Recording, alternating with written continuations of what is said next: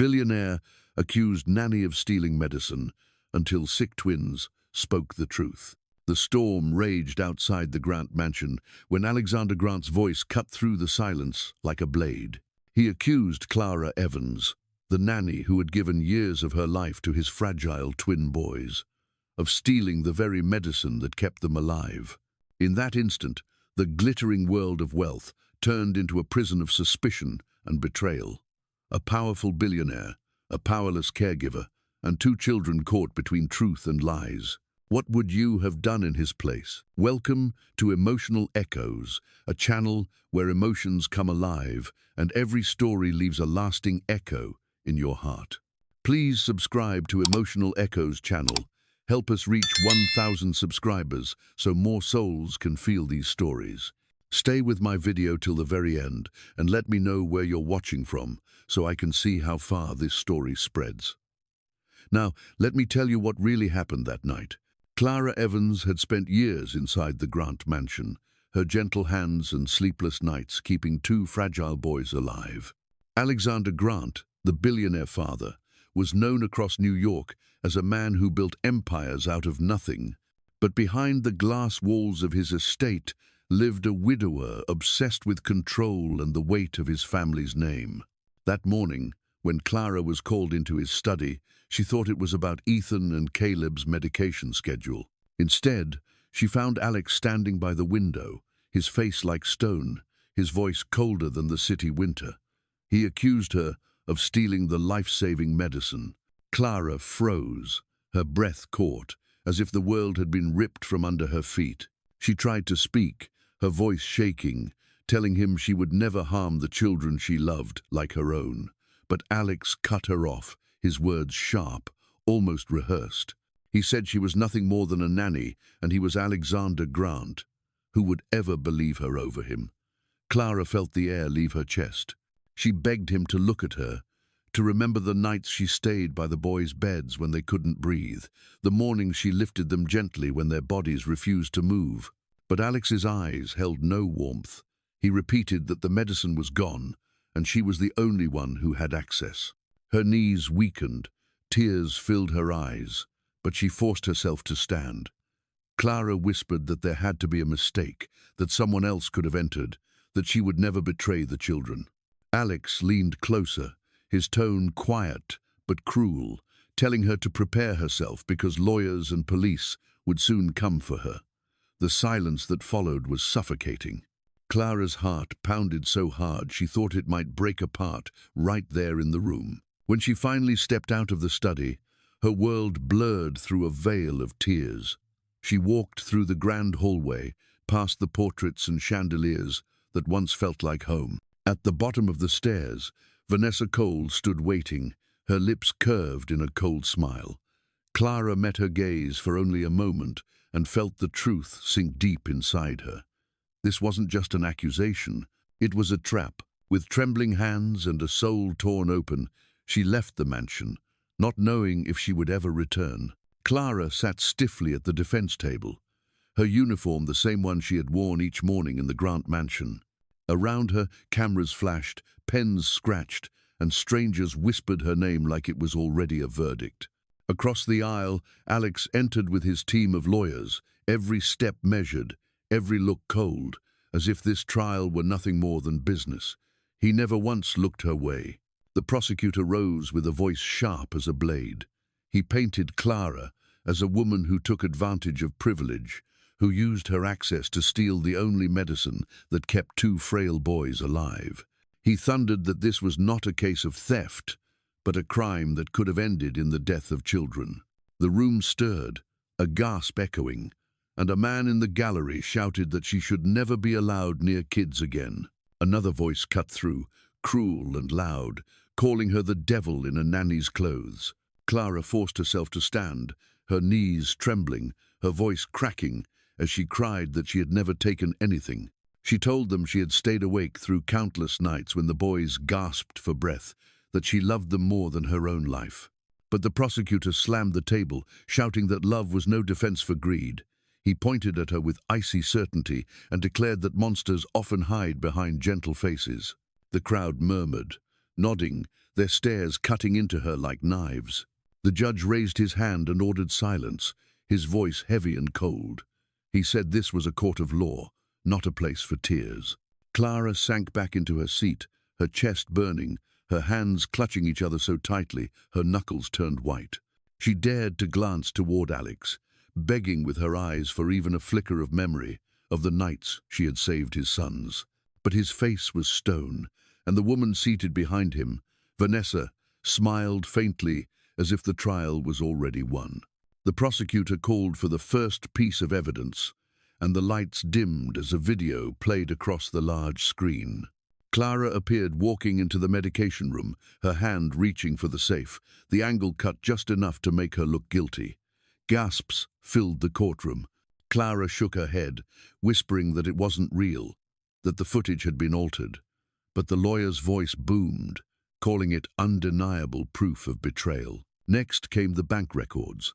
Pages of transactions showed thousands of dollars moving into an account under her name. Clara's lips parted in shock, her voice cracking as she said she had never seen that account, never touched that money. The prosecutor barked that criminals always deny, that this was the oldest trick in the book. The crowd shifted uncomfortably, but their eyes stayed fixed on Clara with suspicion. Finally, the screen lit up with text messages, her name above every line. Words that bargained prices, arranged shipments, and matched the dates the medication had disappeared. Clara clutched the table, begging the judge to see the truth, to recognize the forgery. But the lawyer slammed the table, shouting that her desperation only proved her guilt. Murmurs rose like a tide, swallowing her voice. In the gallery, Vanessa leaned closer to a young reporter, her perfume sharp, her smile even sharper. She whispered that poor women like Clara always crack when money is in front of them. She said Clara had looked innocent for years, but behind closed doors she was hungry for a way out of poverty, and what better than stealing from children too weak to fight back? The reporter's eyes widened, his pen racing across the page. Vanessa's hand brushed his sleeve as she added softly that people like Clara never change. They always betray when the temptation is strong enough. Clara turned, her eyes locking with Vanessa's cold gaze. The smile on Vanessa's lips was small, but it carried the weight of triumph. Clara's chest tightened as she realized she was not only fighting evidence, she was fighting a story carefully planted, poisoned, and spread by someone who wanted her destroyed. And Alex sat only feet away, silent, watching her drown in lies he chose to believe. That night, Clara returned to her small apartment, the walls thin and the silence unbearable. She collapsed onto the floor, clutching a framed photo of Ethan and Caleb, her tears soaking the glass. The headlines on her phone screamed the same cruel name, the evil nanny, the woman who stole from sick children. She dropped the phone and buried her face in her hands. The noise of the courtroom echoed in her head, the lawyer's shouts, the gasps of strangers, Vanessa's cold smile. Every sound made her chest ache. Clara whispered into the darkness that she had never betrayed them, that she would rather die than harm those boys.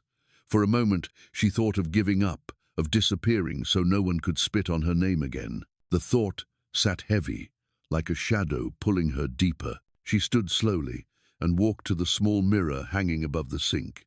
Her face was pale, her eyes swollen from hours of crying. She pressed her palms against the edge of the sink to steady herself. Then she whispered to her reflection, her voice trembling but clear. "You are not guilty. You are their mommy Clara. You fight for them." She repeated it again and again, until her voice grew steadier, until she felt a spark of strength push back against the darkness. She remembered the long nights when Ethan's breathing turned shallow, and she held his hand until the machines calmed him. She remembered Caleb's small laugh when she read him stories, his fragile body shaking but his eyes shining with joy. Those memories became her anchor. She could not let them grow up believing she was a monster. She wiped her tears, her heart still broken but her will alive. She turned from the mirror, whispering into the quiet room that no matter how alone she was, she would not surrender.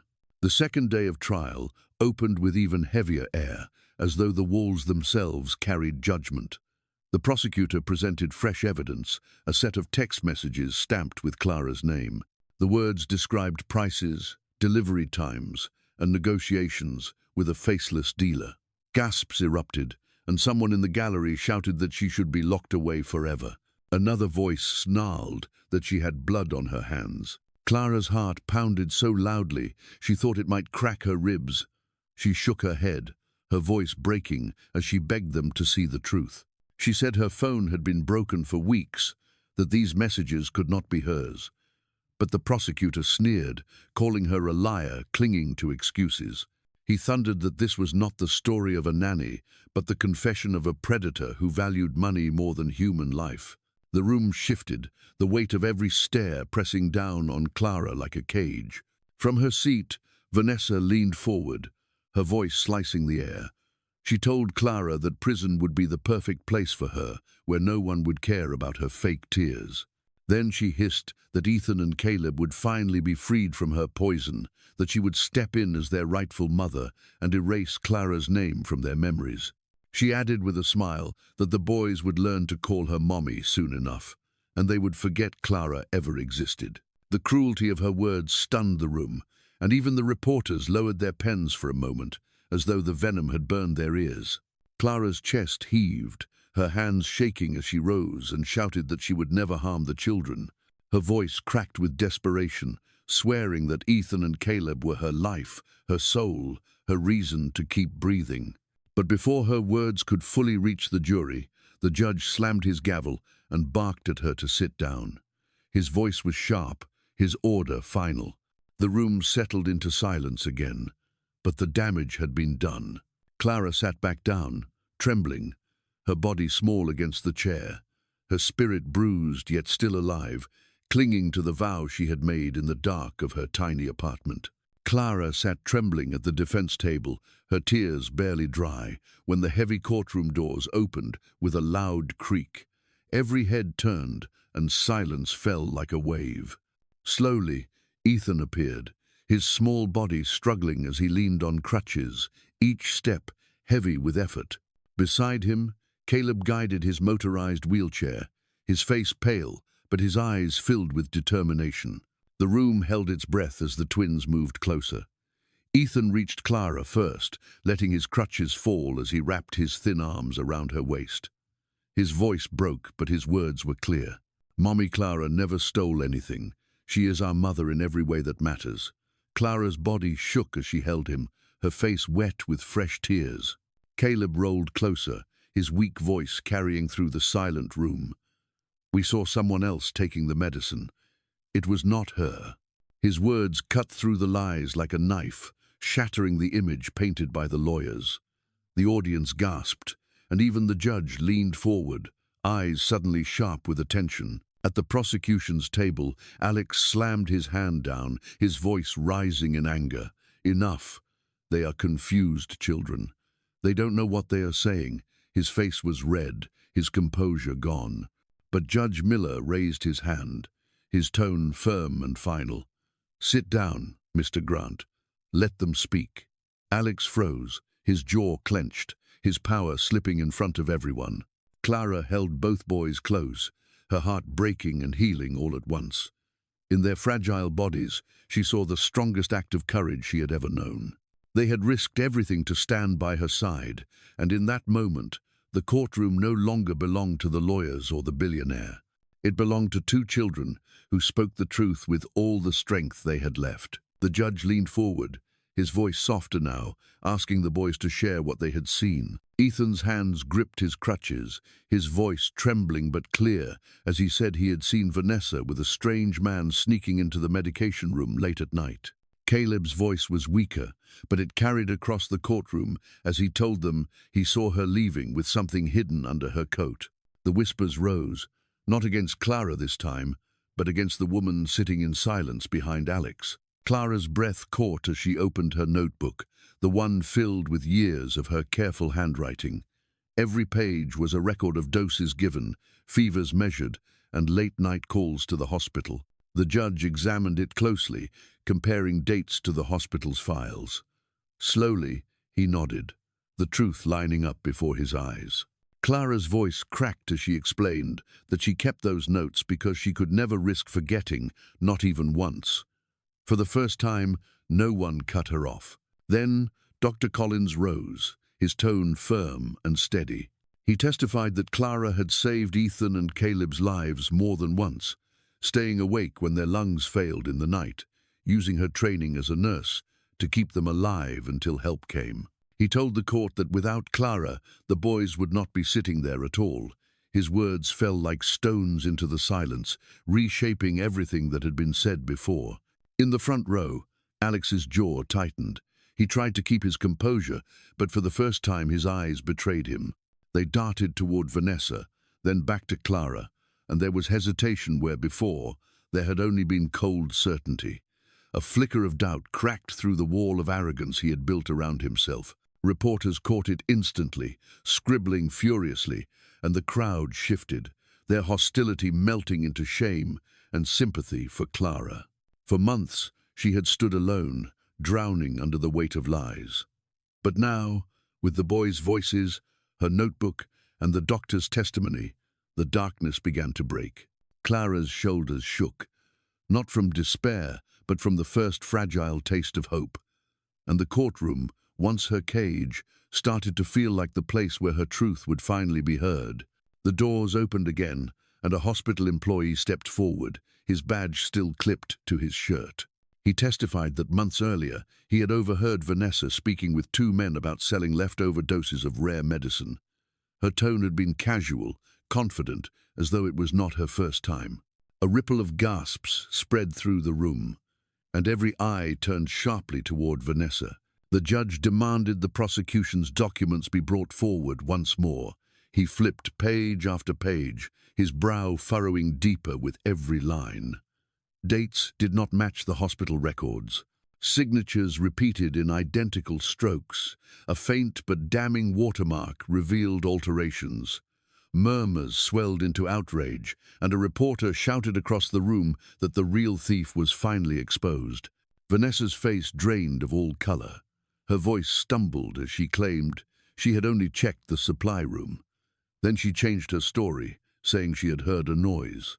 Finally, she insisted she had been retrieving something for Alex. Each excuse collided with the last, and the judge's piercing gaze stripped away her lies. Reporters scribbled furiously, while the crowd hissed with disgust.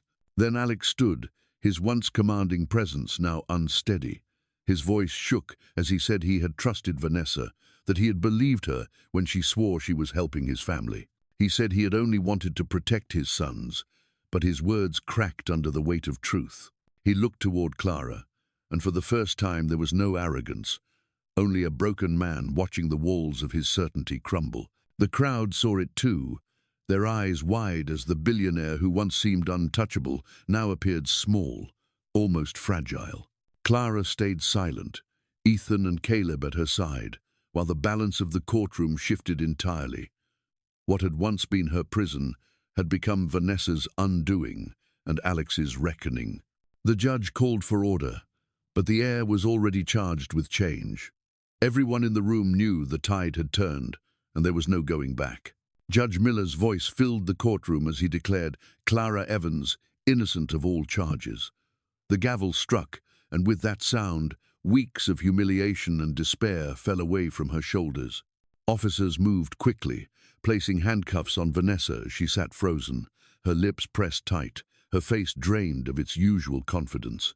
The crowd murmured, some with relief, others with shame for ever doubting Clara. Alex rose slowly, his eyes clouded with regret, and turned toward Clara.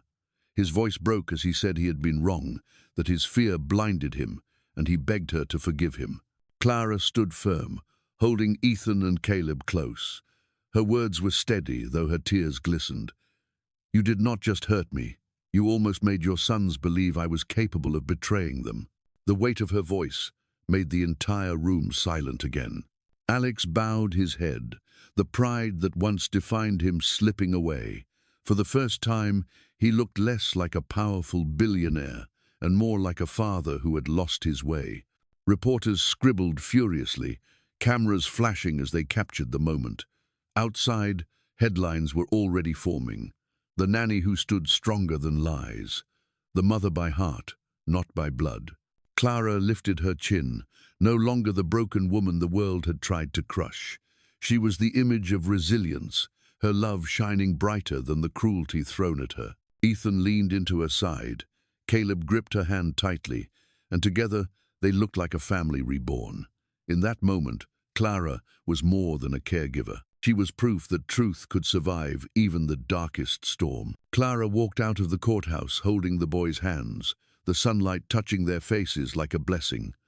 The crowd that once doubted her now stood aside, some clapping, some wiping tears from their eyes. Ethan lifted his voice and called her Mommy Clara, and Caleb echoed the same, their words filling the air with something purer than any verdict. The sound broke through the silence, and even the reporters lowered their cameras, moved by the sight. People had seen documents, videos, and arguments, but what stayed with them was this moment. A woman who had been accused of betrayal, walking free with the children who loved her most. It was no longer about a billionaire or a trial. It was about love that could not be bought, about trust that survived even the cruelest lies. The lesson lingered in every heart inside that courtroom. Justice can be clouded by wealth and power, but truth has a way of breaking through. Family is not always defined by blood, but by who stands with you when the world turns away. Clara was proof of that. She was not their nanny. She was their mother in spirit, in sacrifice, and in love. So, as the doors closed behind her and the applause faded into whispers, her story became more than her own. It became a reminder for all of us that love is the strongest defense and truth the greatest victory. Sometimes the people who save us are not bound by family names, but by the courage of their hearts. And that, in the end, is what makes a family whole. From the moment Clara stepped into the Grant mansion to care for two fragile boys, to the day she walked out of the courtroom with her name cleared, her journey was filled with pain, betrayal, and finally, redemption. This story reminds us that love and compassion can heal even the deepest wounds, and that family is not just blood but the bonds we choose and protect. It is a human truth that justice may falter, but love never lies. If this story touched you, share your feelings in the comments. Like and subscribe to Emotional Echoes so more hearts can be reached. Thanks for listening.